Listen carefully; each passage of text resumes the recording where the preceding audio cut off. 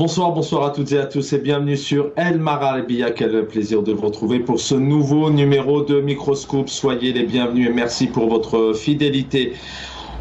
Ce soir au programme donc diplomatie, on va revenir sur les relations notamment entre les Émirats Arabes Unis et l'Algérie, notamment avec cet extrait, cet article publié par une presse, mais un petit retour en histoire. C'était le 20 juin dernier, en pleine nuit, le président algérien Abdelmadjid Tebboune donc a limogé en pleine nuit son ministre de la communication Mohamed Bouslimani, peu après la diffusion par un média privé, Ennahar, la publication donc sur le site internet d'Ennahar précisément, d'une information annonçant l'expulsion imminente, et oui, de l'ambassadeur des Émirats Arabes Unis, Alger, notamment après, je cite l'article, l'arrestation de 4 espions émiratis qui opéraient pour le compte du Mossad, le service de renseignement extérieur israélien. Fin de citation.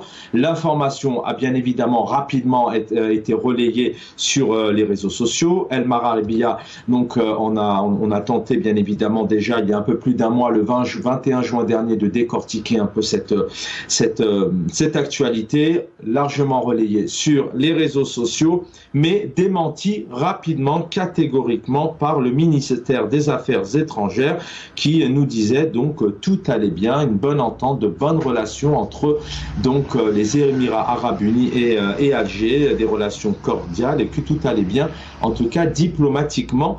On y revient, sauf qu'aujourd'hui, avec cette actualité, ça démontre certainement totalement l'inverse. Les fuites précédentes n'étaient pas seulement une simple fumée sans feu. Avec l'actualité du jour, donc, ce sont aujourd'hui encore une nouvelle crise. C'est une des questions qu'on nous poserons à nos invités. De graves tensions entre dans les relations algéro donc émiraties, à la demande des autorités. Donc c'est une que vous allez voir défiler dans quelques instants. Le pouvoir algérien mène apparemment une vraie campagne pour percer ouvertement les tumeurs qu'il y a donc entre Alger et les Émiratis. Alors c'est sorti aujourd'hui sur sa première page. Donc je vais vous traduire pour les personnes qui ne sont pas arabophones. Donc sur le journal El Khabar qui tire directement sur les Émiratis, donc avec des titres soit bouleversants, d'autres gros titres aux lourdes accusations. Je cite: des responsables émiratis ont fourni au Maroc un système pour espionner l'Algérie. L'émirat de Ben Zayed est accusé d'extorsion pour isoler l'Algérie et faire chanter la Tunisie avec de l'argent pour rompre ses relations avec l'Algérie. De faire pression sur la Mauritanie pour normaliser notamment les relations avec Israël, ou encore des accusations beaucoup plus ignobles. L'Algérie a déjoué un plan d'inondation, une tentative d'inondation donc d'environ 2 millions de comprimés d'hallucinogènes via la Libye. Donc une campagne d'information tissée qui confirme que les premières fuites qui ont renversé notamment le ministre de la communication, je vous le disais il y a donc le 20 juin dernier, Mohamed Bouslimani, bien s'avère bien réel. Nous allons donc essayer de revenir avec cette actualité, d'abord comprendre aujourd'hui où en sont ces relations entre les Émirats Arabes Unis et Alger, et puis où se positionne aussi l'Algérie, la France, l'Espagne, le Maroc, la Tunisie tout de même, même si c'est pas spécialement à affirmer, une crise diplomatique de plus, donc avec les Émirats Arabes Unis. On en parle avec nos invités. Avec nous ce soir pour en parler, Omar Ait Mokhtar, bonsoir, bienvenue. Bonsoir, candidat. Bonsoir, merci pour votre présence. Vous êtes candidat, vous annoncez votre candidature donc au présidentiel de 2024. Bonsoir Chaban, bonsoir à tes invités et aux téléspectateurs de El Maralbia. Merci infiniment. Est avec nous aussi lorsqu'il s'agit de diplomatie, il est important d'avoir aussi son expertise, son analyse. Il est à Washington. Bienvenue, cher Hamid Lelou. Bonsoir, mon cher Chaban, et merci pour l'invitation. Merci d'être avec nous. Hamid Lelou, je vais commencer par vous, peut-être juste pour un peu nous situer aujourd'hui. Bon, il y a des tensions, on va essayer de comprendre est-ce que cela est une nouvelle crise. D'ailleurs, c'est le titre de l'émission ce soir, mais peut-être quelques mots sur ces les relations entre les Émirats arabes unis et Algérie. Alors, et Alger, je crois que voilà, il y a investi en Algérie par les Émirats, quelque chose comme 300 000 dollars du côté d'Alger. Mais ces relations, voilà, comment vous les positionnez aujourd'hui? Est-ce qu'on est en réelle crise? Il y a des coupures. Je ne sais pas si vous m'entendez. Moi, je ne vous entends pas. Ah, écoutez, moi, je vous entends bien. Alors, je vous redis bonsoir. Est-ce que le son... Oui? C'est bon, c'est bon. Écoutez, les relations dont on parle, ou la situation dont on parle par rapport aux Émiratis et aux Algériens, tout relève au fait de l'informel parce que ce n'est pas une information qui est véhiculée par des organes officiels, que ce soit algériens ou émiratis. Ce sont les informations, les journaux, même si on sait que ces journaux-là, la plupart du temps, ils ont des informations qui viennent du sérail, mais on sait aussi au plus haut niveau du sérail algérien, il y a des divisions et il y a des différents intérêts. Et du coup, les journalistes se font manipuler et l'information est manipulée. Ça, c'est d'un côté. Du côté des Émiratis, comme vous l'avez bien précisé, vous lisez le Khalij Times, vous lisez le Khabar des Émirats, c'est toute économie. Ils parlent que 20% des échanges commerciaux algériens, c'est avec les Émirats arabes unis. Vous avez parlé aussi des investissements émiratis en Algérie, surtout dans les services et le tourisme. Il y a eu beaucoup de transactions qui touchent de l'intérêt national, intérêt stratégique, intérêt sécuritaire dans la vente ou l'achat d'armements, et les intermédiaires, ce sont les Émiratis. On a vu les visites des chefs d'état-major algériens, que ce soit Gaïd Salah ou Shengriha, aller aux Émirats unis, assister aussi aux foires internationales de la vente d'armements. Donc, au niveau officiel, au fait, tout se passe bien. Maintenant, si vous parlez de cet espionnage, eh bien, même si c'est vrai, ça n'arrêtera pas les relations qu'il y a entre les régimes ou les États. Les mêmes Émiratis, à travers Pegasus, qui est un logiciel d'écoute téléphonique acheté à Israël et a été utilisé aussi bien par les Marocains, contre les Français, contre les Britanniques. Même certains officiels américains ont été touchés. Pour autant, ils ne se sont pas énervés. Au contraire, ça fait partie de la routine maintenant. Hein. Et UAE est devenu une plaque tournante mondiale au niveau des transactions commerciales, et aussi au niveau de la technologie. J'ai cité la foire de l'armement. Maintenant, tous les grands vendeurs d'armes au monde passent par UAE. Il y a aussi un gros réseau de câbles fibre optique qui passe par UAE, et du coup, ils vendent l'Internet à l'international. Et du coup, ces pratiques-là sont acceptées et il n'y a aucun problème. Merci Hamid Lelou, restez avec nous. Omar Ait Mortal, je reviens à vous. Bonsoir une nouvelle fois. Il y a un mois à peine, enfin un peu plus, le 20 juin, nous sommes le 27 juillet. Le 20 juin dernier, donc en pleine nuit, un président, en l'occurrence algérien, donc limoge son ministre de la communication après cette information sur En-Nahar qui annonçait l'expulsion de l'ambassadeur des Émirats à Alger. Derrière, bien évidemment, le ministère des Affaires étrangères a démenti en disant, je vais vite parce que je l'ai dit déjà en préambule, que tout allait bien. Et là, en l'occurrence, on a donc El Khabar qui fait sa une avec de réelles accusations. Selon vous, cette décision d'El Khabar, elle a été prise à l'unanimité par toutes les instances du pouvoir. Alors on sait qu'il y a ces questions de clan parfois, que du côté de la présidence, parfois on n'est même pas d'accord avec le ministère des Affaires étrangères, encore moins avec les généraux qui dirigent quand même le pays.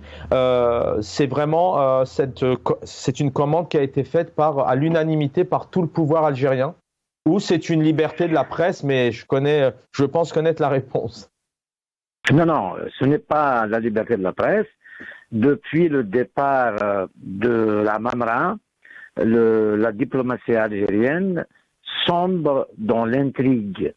Là, on comprend bien que le démenti qui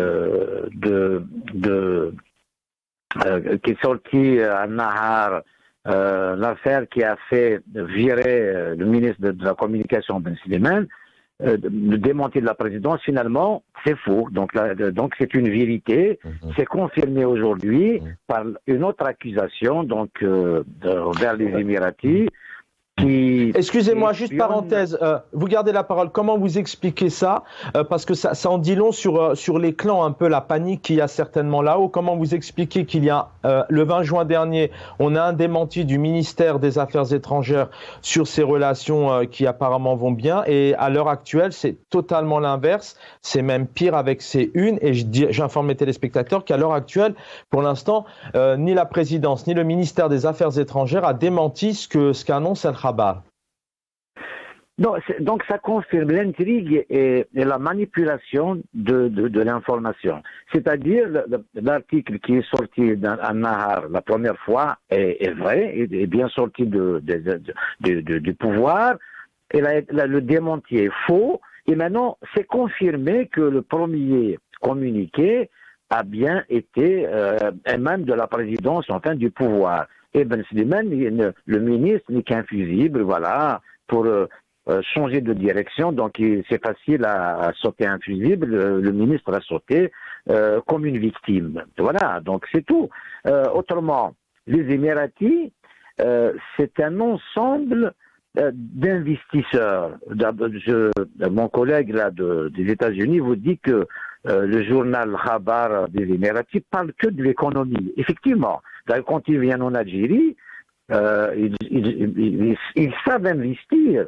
Ils ont, par exemple, le parc Dounia. Vous savez, l'endroit, le terrain à l'ouest d'Alger, qui se sont accaparés d'une manière un peu intrigante d'ailleurs. En plus, ils ont même gagné au tribunal d'arbitrage international quelques centaines de millions de dollars. Et l'Algérie, elle perd avec les Émiratis parce que les Émiratis sont conseillés par de véritables managers qui ont confirmé au niveau international. Les Anglais, Komatia et tout ça. Donc, je vous confirme, je vous dis encore, Bouteflika, quand il a été viré, était un des managers chez eux, un des conseillers. Donc, les Émiratis, c'est sans état d'âme. On ne peut pas parler de frères arabes et tout ça, ça n'a rien à voir avec ça. Ils ont formé une élite en Angleterre, et Dieu sait que les Anglais, c'est eux qui ont civilisé la planète. Donc, ils sont dans le management de pointe, alors que les Algériens sont dans l'intrigue. On ne sait pas ce qu'on veut, on ne sait pas où est-ce qu'on va. Voilà ce qui se passe avec la politique. Depuis le limogeage de la Mamra, ça tenait un peu debout. Et depuis donc le retour de Ahmed Attaf, qui était le ministre des Affaires étrangères comment il s'appelle, du président Zerouel, qui s'est sauvé de la présidence d'ailleurs, et aujourd'hui, il revient finir son mandat avec Tebboune.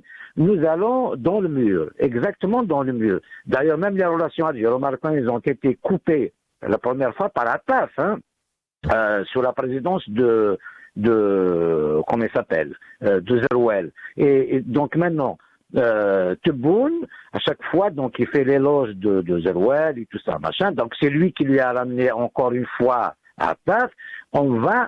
Si on ne change pas, on a assez joué à l'intérieur. L'intérieur, le peuple n'existe pas, le peuple est méprisé.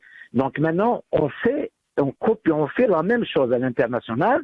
Et là, on va droit dans le mur et ça se paye cash. Restez avec nous, Omar El Mokhtar vient de nous rejoindre, donc Gamal Abina, notamment analyste politique, spécialiste des questions internationales. Gamal Abina, bonsoir. Bonsoir. Merci d'être avec nous. D'abord, première question dans la forme, et je vais aussi la poser à Hamid Lelou juste derrière Omar Ait Mortal, donc à donner un peu son analyse de cette intrigue au sein du pouvoir, au sein des médias.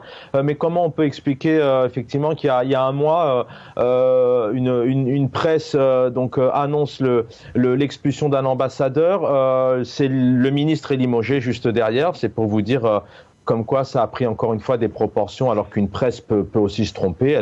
Elle aura le droit de démentir, de faire un droit de réponse. En tout cas, voilà. Donc, le ministre de la Communication a été limogé.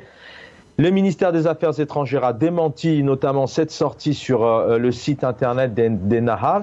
Et puis, et à l'heure actuelle, c'est totalement l'inverse. On a de grosses accusations sur El Khabar, notamment, et personne dément au niveau de la présidence ou encore moins du ministère des Affaires étrangères. Simplement parce qu'il y a deux aspects. D'abord, premier aspect, c'est qu'il y a des relations effectivement entre les Émirats Arabes Unis et l'Algérie qui sont ambivalentes. Ça vient d'être dit. Les investissements émiratiens en Algérie sont pas maigres, ils existent. On le voit sur pas mal de grandes usines. Surtout, le rapport entre l'Algérie et les Émirats Arabes Unis, qui est pas bon en vérité. On a beaucoup raconté à côté. C'est un rapport à la fois de relations d'argent et de relations politiques qui est complètement antagoniste. L'Algérie qui se positionne plutôt côté front du refus pro-palestinien, les Émirats Arabes Unis qui normalisent avec Israël, comme le Maroc et d'autres pays de la région du Golfe et du Soudan en particulier. Donc toutes ces relations font que l'Algérie se positionne sur un plan politique, essaie de ne pas envenimer les tensions qui existent réellement sous-jacentes. On voit bien, ça a beau être caché par la presse ou plus ou moins masqué par l'administration ou les hauts fonctionnaires, il n'en demeure pas moins que c'est presque une vérité polichinelle. C'est une vérité. Mais cette vérité, je vais vous poser la question dans un instant, effectivement. Les relations, est-ce que c'est une crise de plus ou pas? Parce qu'on sait aujourd'hui que l'Algérie, on va aussi se demander, est-ce que c'est réellement une force de frappe et qu'elle est protégée de tout, parce que entre l'Espagne, le Maroc, un peu la Tunisie, la France, entre autres, enfin vous pourrez aussi en rajouter des relations diplomatiques très compliquées. Mais Gamal Bina, la question que je vous posais, c'est qu'aujourd'hui on a une presse en Algérie qui prend la décision vraiment de faire ces unes-là. Vous pensez que cette une, elles ont été commandées à l'unanimité notamment là-haut, par les instances du pouvoir? On sait aussi ces questions parfois de clans, on ne sait pas trop qui décide, parfois c'est les uns contre les autres. Comment vous analysez cette décision d'El Khabar? Je pense que la relation internationale que l'Algérie a avec les autres pays laisse fuiter, comme les États-Unis le font très bien d'ailleurs, des informations par la presse. C'est-à-dire que si les informations ne doivent pas sortir, elles ne sortent pas parce que les autorités font attention à ce que les choses ne sortent pas n'importe comment. Mais quand ça sort, c'est qu'il y a une intention politique. C'est une sorte de banc d'essai pour voir, une sorte de ballon plutôt, ballon d'essai pour dire, on va voir comment ça va être perçu. Mais en vérité, la relation entre l'Algérie et les autres pays, particulièrement les Émirats par exemple, c'est une relation effectivement de défiance sur le terrain de pas économique, puisque économiquement ça va relativement bien, mais sur le terrain militaire, on sait que les Émirats Arabes Unis sont du côté d'Haftar quand l'Algérie est plutôt opposée, on sait qu'ils sont côté marocain par rapport au Sahara occidental qui est reconnu par les Émirats, alors que l'Algérie évidemment est plutôt côté sahraoui. On sait que les Émirats Arabes Unis sont en concurrence sur pas mal de régions dans le Moyen-Orient et l'Algérie est plutôt de l'autre côté par rapport à la question syrienne. On a bien compris que les Syriens étaient plutôt pro-algériens et vice-versa, les Émirats étaient opposés. Donc tout ça fait que c'est une sorte de course au leadership d'un pays qui a plus de moyens, évidemment l'Algérie, c'est plus important en termes de nombre sur le plan numérique, mais d'affluence importante des Émirats Arabes Unis qui jouent la politique effectivement du billet vert, j'allais dire, la politique du chéquier. Donc c'est vrai que quand des informations sortent et qu'elles ne sortent pas officiellement, c'est une façon un petit peu à balancer pour vérifier si les gens vont accepter ou comment ils vont réagir, comment va réagir la presse internationale, et après les positions politiques sortent. C'est pas nécessairement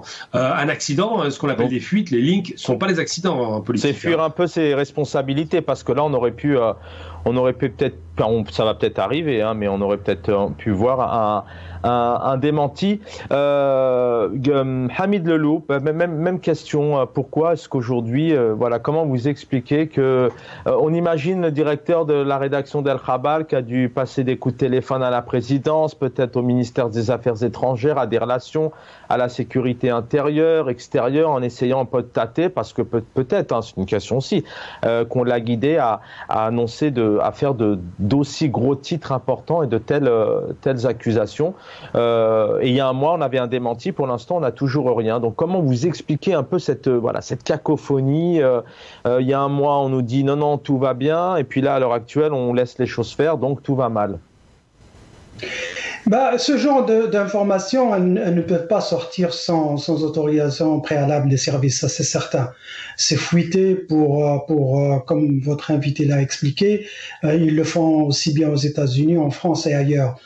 Maintenant, le problème d'espionnage, que l'Algérie se fasse espionner par les Émiratis ou pas, c'est une pratique courante, comme je l'ai dit, il y a quelques années. Ici même à Washington, il y a un citoyen d'origine israélienne qui a été arrêté pour espionnage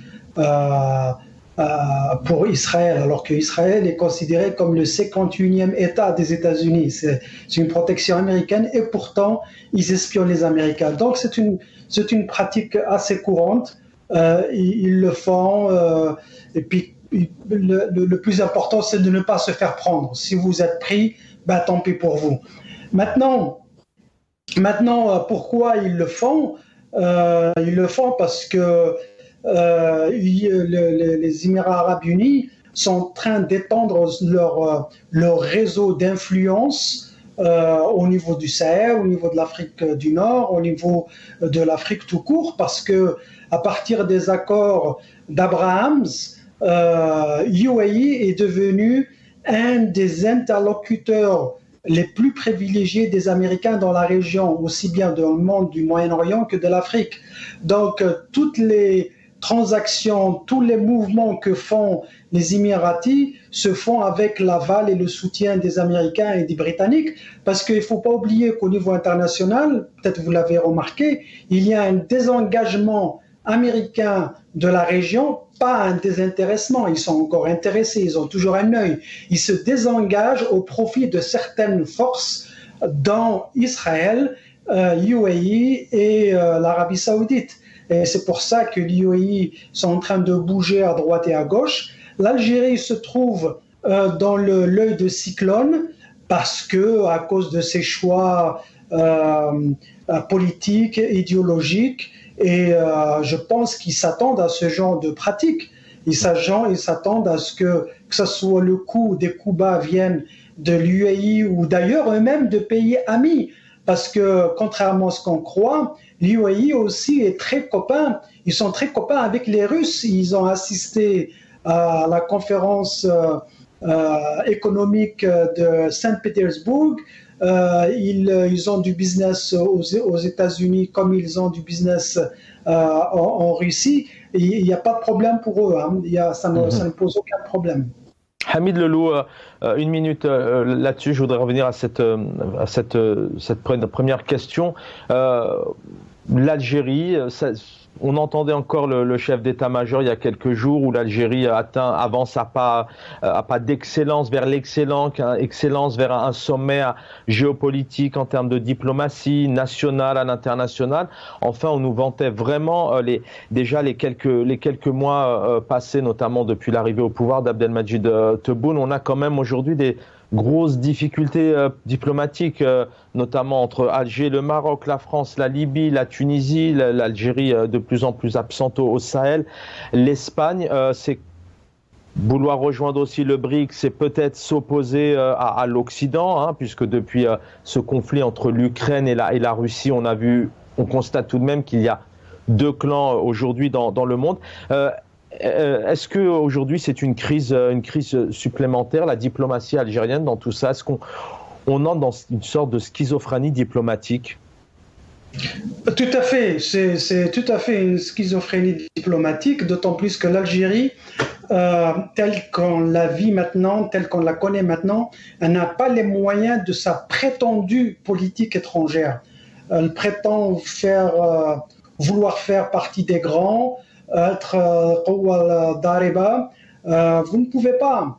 Vous ne pouvez pas parce qu'on revient toujours à ce même problème de légitimité politique. Vous ne pouvez pas. Quand vous n'avez pas le peuple qui vous suit, vous ne pouvez pas être on nous au parle diapason. Pourtant d'une force de frappe. Hein. C'est vraiment des mots qui reviennent. Hein. Une réelle puissance, une réelle force de frappe. Oui, d'autant plus que si vous êtes un pays, vous n'êtes pas économiquement indépendant.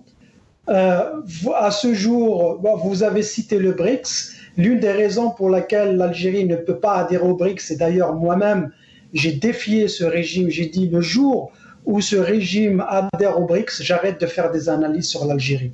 J'arrête d'être votre invité. Moi, je mettrai ma main au feu. Ils ne vont jamais adhérer aux BRICS parce qu'ils ne vont jamais prendre un bras cassé. Vous avez une économie qui est à 90% sur les hydrocarbures, les rentrées en devises hydrocarbures. Vous ne pouvez pas faire partie des grands. Je suis désolé, vous ne pouvez pas. L'Algérie est en train de vaciller. C'est pas un pays stable. C'est malheureux à dire.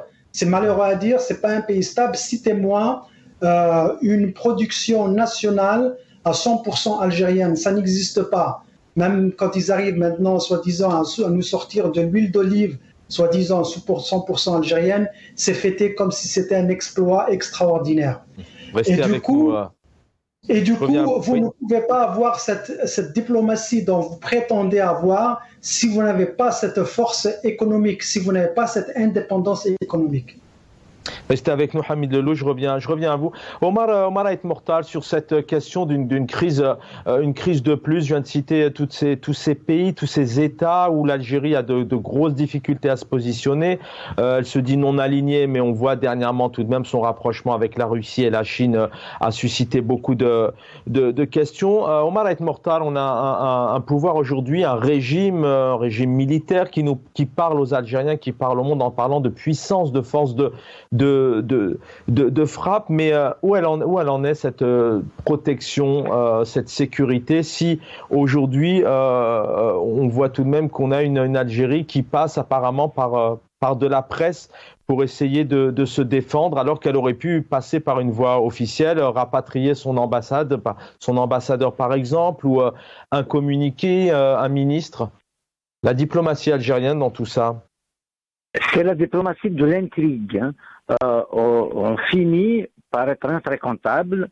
On n'est jamais pris au sérieux. Vous avez parlé de l'article d'Al Khabar. Il n'y a pas de presse libre, il n'y a pas de journalistes. Donc, cet article a été confectionné par les services algériens et c'est la présidence qui est d'accord à diffuser cela. Ils sont en train de nous faire que des ennemis. Contrairement aux Émiratis, au Maroc, aux États-Unis, évidemment, il y a un axe. Les Émiratis, Israël, le Maroc et les États-Unis, ça il faut le comprendre. Aujourd'hui, il y a un coup d'État au Niger.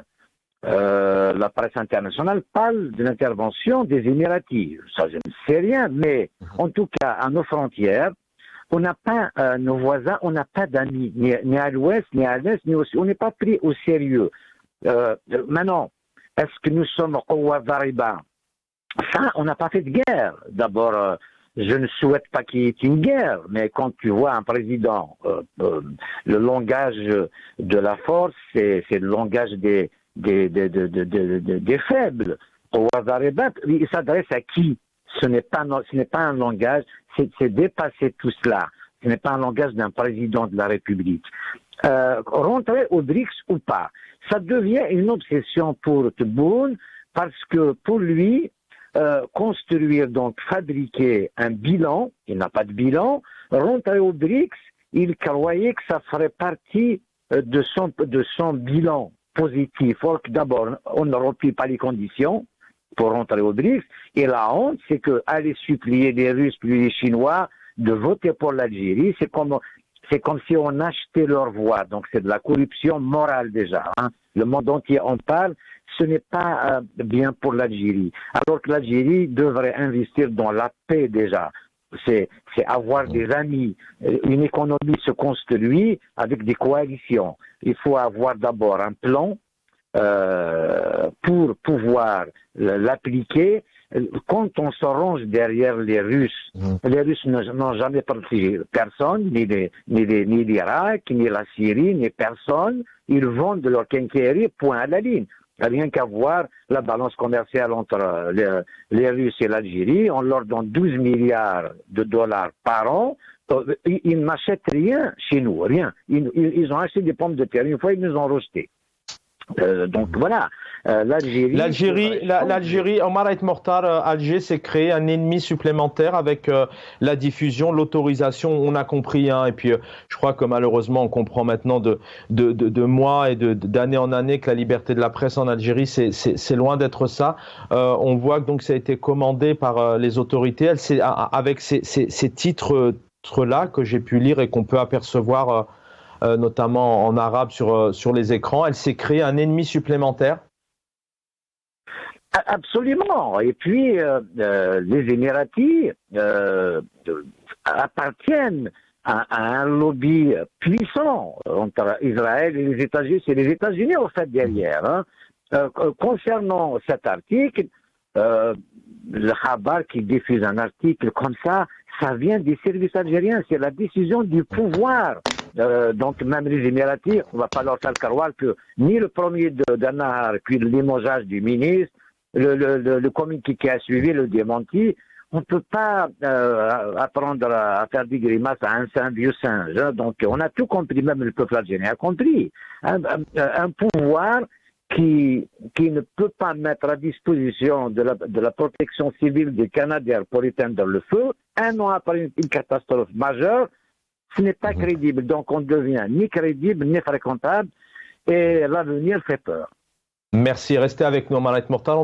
On va regarder justement le démenti publié chez nos confrères de l'ENTV. Ça doit être le 21 juin dernier, après notamment Ken Nahar a diffusé sur son site donc cette information, l'expulsion de l'ambassadeur des Émirats à Alger. ينفي الناطق الرسمي لوزارة الشؤون الخارجية والجالية الوطنية بالخارج نفيا قاطعا ما تم نشره وتداوله عبر مواقع التواصل الاجتماعي وبعض وسائل الإعلام من أخبار مغلوطة وكاذبة حول طلب الوزارة من السفير الإماراتي مغادرة التراب الجزائري، وتؤكد بأن هذه الأخبار مزيفة ولا أساس لها من الصحة، مع التأكيد على أن بيانات الوزارة هي المصدر الوحيد للمعلومة. وأعرب الناطق الرسمي عن متانة وصلابة العلاقات الثنائية الجزائرية الإماراتية المتميزة القائمة بين البلدين والشعبين الشقيقين، مع الحرص المشترك بالارتقاء بها إلى أعلى المراتب تنفيذا للإرادة المشتركة التي تحدو قائدي البلدين رئيس الجمهورية السيد عبد المجيد تبون وأخيه صاحب السمو رئيس دولة الإمارات العربية المتحدة الشيخ محمد بن زايد آل نهيان. Voilà, nos relations avec les Émirats sont privilégiées, ministère des Affaires étrangères. Donc, c'était le 21 juin dernier. Hamid Lelou, je reviens à vous.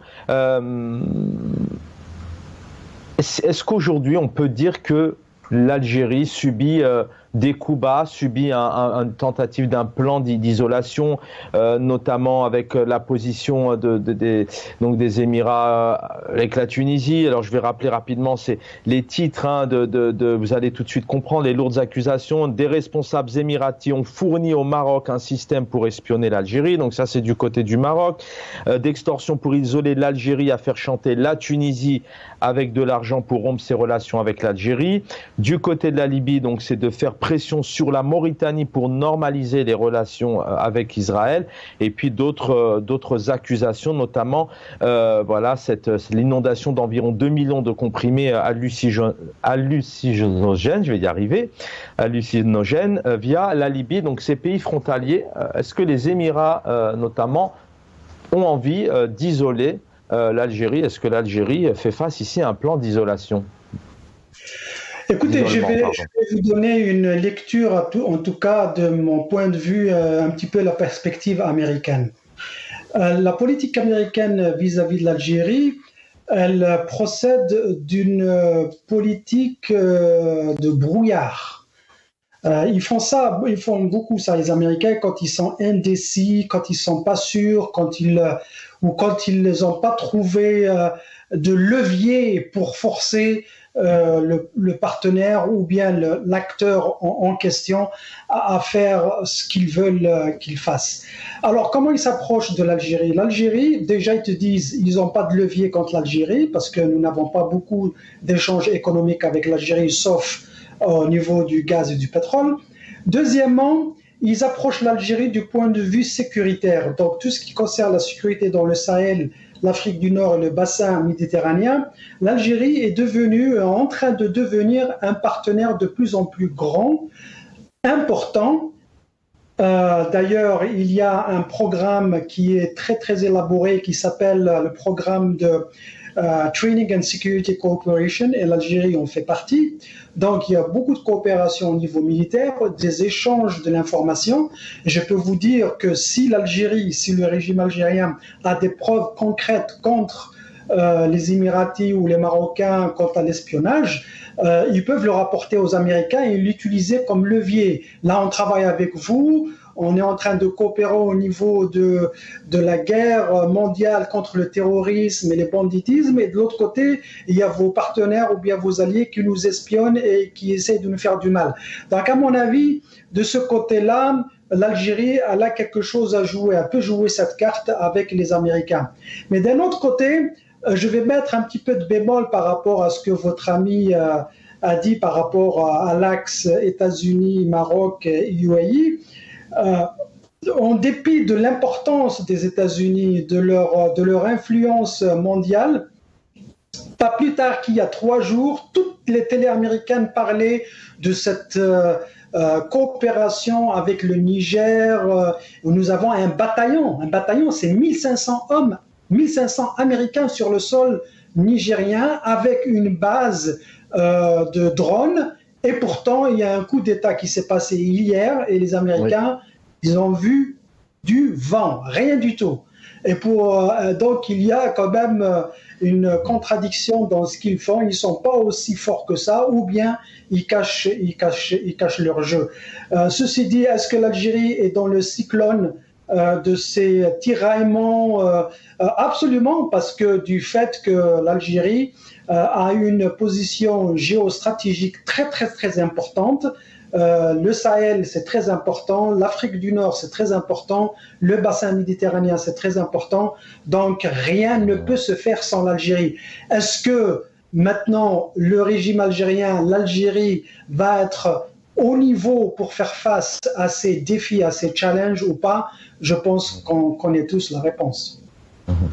Merci. Réaction pareil, Gamal Abina. D'ailleurs, on connaît de tout temps maintenant qu'il y a quand même des grosses différences de vision sur plusieurs dossiers entre les Émirats et Alger. Notamment, on est aux antipodes, par exemple, sur le dossier libyen ou tunisien, entre autres, syrien, par exemple. C'est quand même une guerre muette qui est là, entre guillemets, depuis sous-marine, depuis maintenant pas mal de temps. Pourquoi ça ressurgit maintenant? Pourquoi est-ce que Alger ressurgit un peu d'une certaine manière en lançant vraiment de cette manière-là ces annonces, ces accusations, et fait ressortir cette guerre d'une autre manière? C'est qu'il y a un réel danger, c'est peut-être pour faire diversion et ne pas aussi mettre d'actualité les vrais sujets, les sujets qui sont importants, ou des sujets qui fassent ce que peut vivre notamment le peuple algérien?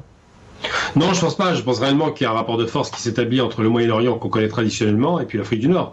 L'Algérie étant le pilier principal, ça vient d'être dit par votre invité, effectivement. Les rapports de force changent beaucoup depuis le 24 février dernier.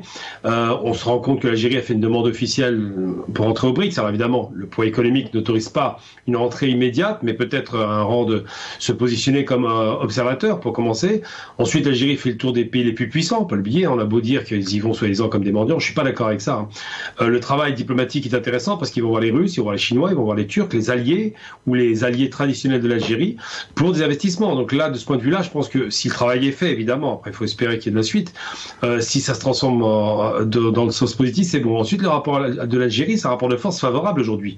Le gaz. Mais vous pensez réellement, je vous arrête une seconde, même si on est un peu hors sujet, mais c'est pas grave, vous pensez réellement que cette attractivité lancée par Abdelmadjid Tebboune aux investisseurs en Russie, dans un pays tout de même qui pose aujourd'hui des soucis de perspective économique, notamment au sein du pays, ce chômage, cette jeunesse quand même qui est en difficulté, on manque d'anticipation sur des canicules, on manque d'anticipation aussi pour faire face à des feux. Vous pensez réellement que ces messages positifs que lance Abdelmadjid Tebboune, et c'est dans son droit en tant que président, vraiment aux entreprises, par exemple, publiques et privées russes, vous pensez vraiment que ça va prendre, quand on voit la situation question notamment du système bancaire, du développement économique à l'intérieur du pays. Alors, on est dans le sujet parce que les questions sont économiques. On ne fait pas la guerre pour autre chose que pour l'argent, il ne faut jamais perdre de vue. Donc oui, pas pour les Russes. Les Russes, ça reste quand même un partenaire relativement marginal puisqu'ils équipent l'Algérie en militaire et quasiment de façon exclusive que le militaire. Ils veulent développer, mais les deux pays ont intérêt commun là-dessus, en développement, et c'est en devenir. Je parle des Chinois, les 36 milliards promis par les Chinois. Là, on est sur un autre niveau d'investissement. Alors oui, je pense vraiment qu'il fait son travail de président à l'international et j'espère que ça va aboutir. Moi, je suis pas dans la certitude. J'ai l'espoir, comme tout le monde, que le pays s'arrime à une réussite.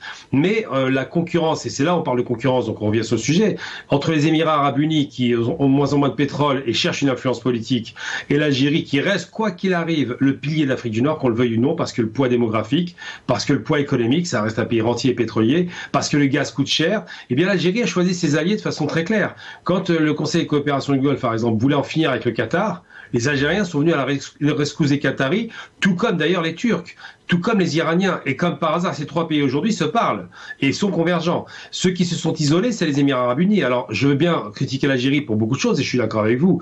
Mais sur le plan de la politique internationale par rapport aux questions palestiniennes, c'est pas les Émirats qui sont du bon côté de l'histoire, hein. Je suis désolé, le Qatar est beaucoup mieux placé par rapport à ça. C'est pas le Maroc, malheureusement, puisqu'ils ne suivent pas l'avis du peuple. L'Algérie, là-dessus, sur un plan politique international, est propre. Maintenant, sur le plan national, il y a beaucoup de choses à faire. Il y a beaucoup de retard. Il y a beaucoup de difficultés traversées par le peuple algérien, et c'est pas moi qui dirais le contraire.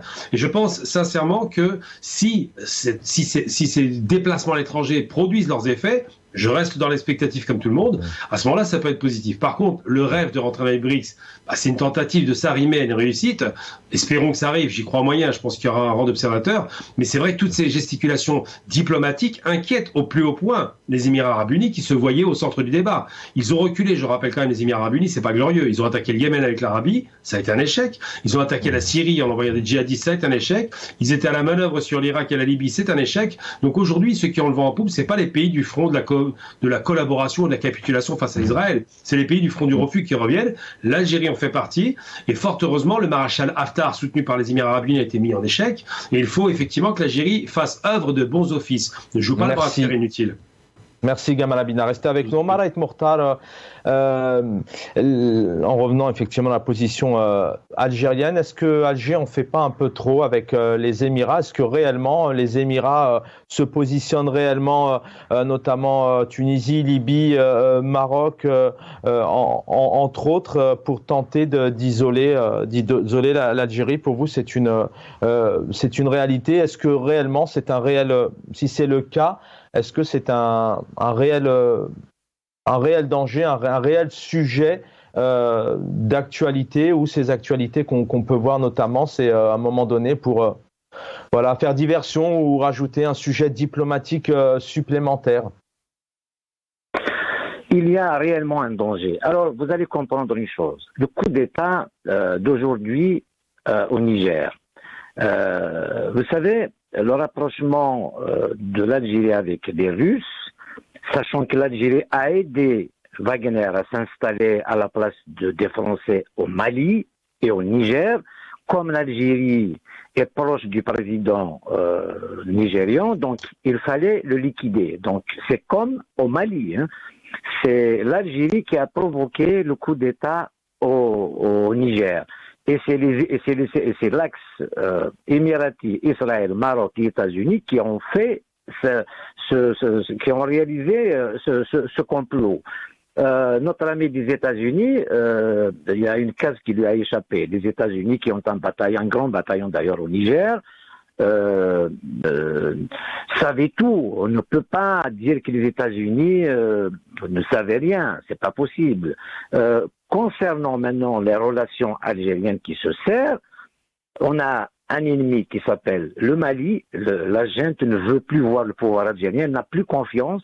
Le Niger, vous allez voir, ça va être, ils vont se ranger derrière, ils vont d'abord normaliser leurs relations avec Israël, rapidement, et vous allez voir qu'ils vont couper les relations avec Alger. Enfin, ils ne seront plus ce qu'elles étaient avant. Nous avons la Libye, Haftar, tous les jours menace l'Algérie. Haftar, c'est un Américain, il a toujours vécu aux États-Unis. C'est l'axe américain direct. Donc l'Algérie est menacée et l'Algérie continue à s'entêter, à rentrer dans les BRICS, à se ranger derrière les Russes, à participer à l'effort de guerre. Et moi, pour sauver l'Algérie, Tebboune doit annoncer sa non-candidature à l'élection 2024. Il doit y avoir un débat parce que le peuple doit s'exprimer, les forces politiques, les partis politiques, tout le monde doit s'exprimer quand il s'agit des choix, de l'engagement stratégique à long terme. Ce n'est pas l'avis des partis politiques ni du peuple algérien d'accepter ce qu'a fait, sans consulter, même une formalité d'usage à l'Assemblée nationale, à la représentation nationale, même si elle n'est pas légitime. Mais il fallait faire cette formalité d'usage.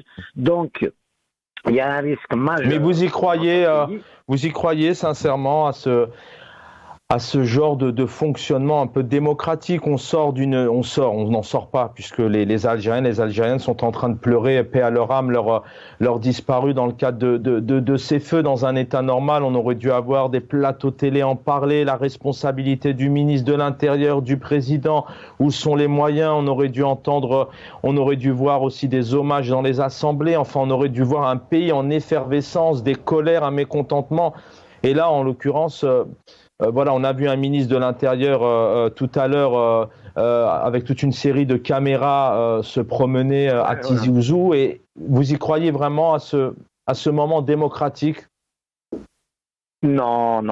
Moi, j'ai arrêté de soutenir ce pouvoir par conviction. Et puis, objectivement, je suis réaliste. J'étais toujours d'accord à avancer au pas avec ce pouvoir, mais là, il exagère, il dépasse les limites. C'est pire qu'un pouvoir colonial. Des jeunes qui vivent la France, j'en préfère être sous la France que sous Tebboune. On va dans le mur. À l'intérieur, on sait, le pouvoir méprise le peuple. La Kabylie, par exemple, ça fait maintenant 2021, on l'a brûlé, aujourd'hui on la brûle. Ils sont où les moyens? Oui, le peuple crie où sont les moyens. On voyait le ministre de l'Intérieur donner des fleurs ou je ne sais pas dire qu'on va vous indemniser. Ça c'est évidemment, il faut les indemniser, mais donc voilà. Oui, bien sûr. Le but, c'est de voir un peu le travail qui est effectué en amont. Merci. Ramener les caméras pour donner un chèque aux victimes. Il fallait ramener les Canadair. Il fallait laisser une piste d'atterrissage à Tizi Ouzou pour ces Canadair, justement, ne pas brader l'aérodrome de Freiha et massacrer le champ d'aviation de Ouaddaïfi. Donc, avec tout ça, je pense que si on ne change pas rapidement aujourd'hui, que l'armée rentre dans ces casernes, qu'il y ait un débat, que des partis politiques participent, que les forces vives disent ce qu'il faut faire de ce pays, on a tous les moyens pour réussir. Malheureusement, ils sont en train de nous emmener dans le mur et on risque une guerre. Ils vont la provoquer, elle sera interminable. Merci Omar Ait Mokhtar, merci d'avoir été avec nous. Un dernier mot, Hamid Lelou, on peut s'attendre à un démenti demain de la part des autorités officielles? C'est possible qu'ils le fassent, mais je pense qu'ils l'ont déjà fait la dernière fois et ils ont déjà annoncé que de toute façon, toute information venant d'un organe non officiel n'est pas reconnue par l'État, je pense. S'ils le font, il n'y a pas de raison. Quelque part, ils sont un peu protégés, c'est ça? Qu'ils le laissent ou ils sont... C'est ça que vous voulez dire? Oui, c'est possible qu'ils le fassent. Je ne suis pas dans le secret des dieux. Mais s'ils ne le font pas, ils n'ont aucune responsabilité. Ça ne vient pas de l'APS, ça ne vient pas d'un communiqué officiel du ministère. Officiellement, ils n'ont pas de responsabilité. Non, merci, ils n'ont aucune responsabilité. Absolument pas. Merci Hamid Lelou. Gamal Abina, je sais que vous pouvez le faire. Le mot de la fin, 30 secondes. J'espère simplement qu'il n'y a pas de tension aussi grave que cela ou un déclenchement de guerre. Sur la question du Niger, je pense que l'Algérie a tout intérêt à calmer le jeu parce que le gazoduc du Nigeria qui doit passer par le Niger est nécessaire pour intensifier la relation. Donc je pense que le problème principal sur le Niger, c'est la question du gazoduc. Merci infiniment, merci à tous les trois. Voilà, il fallait revenir un peu sur ces accusations, ces titres en tout cas, ces gros titres qui ont fait la une de El Khabar. Et on rappelle qu'avec ce que vient de vivre les drames que continuent à vivre les Algériens, notamment autour de ces feux, eh bien, hélas, il n'y a eu aucune presse qui n'a effectivement titré des gros titres officiels avec des photos, avec des hommages, avec ces incendies, avec aussi de la responsabilité, des questions qui fâchent. Il n'y a aucun média qui en a parlé. En tout cas, El Magharbia est toujours tant bien que mal à son humble niveau présente pour essayer de soulever ce qu'il faut soulever et les questions importantes pour essayer de sortir un peu des sentiers battus. Merci à tous, merci Abdelhid de m'avoir accompagné pour cette émission. L'équipe technique, j'aurai le plaisir, je l'espère, de vous retrouver demain soir. Prenez soin de vous.